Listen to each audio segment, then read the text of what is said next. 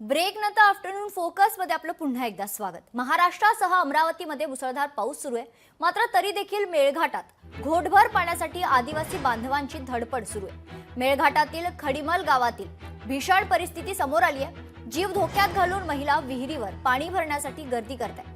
गावात टँकर येतो, टँकरद्वारे पाणी विहिरीत टाकलं जातं आणि मग पाणी भरण्यासाठीची जीवघेणी कसरत सुरू होते। खडीमल गावात अद्यापपर्यंत महाराष्ट्र जीवन प्राधिकरण विभागाची पाणी पुरवठा योजना पूर्णत्वास गेली नाहीये, त्यामुळे ही सगळी परिस्थिती निर्माण झाली आहे। यावर आता खासदार बळवंत वानखडे यांनी देखील प्रतिक्रिया दिली आहे।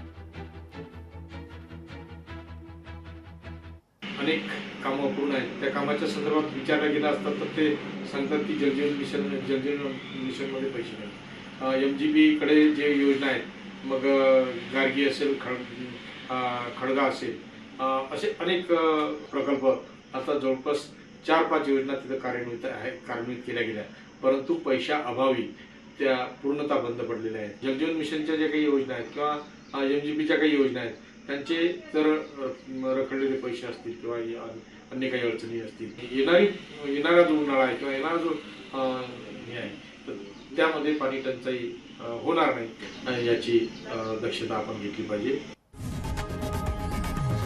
लोकशाही मराठी ऐका, पहा, जागरूक रहा।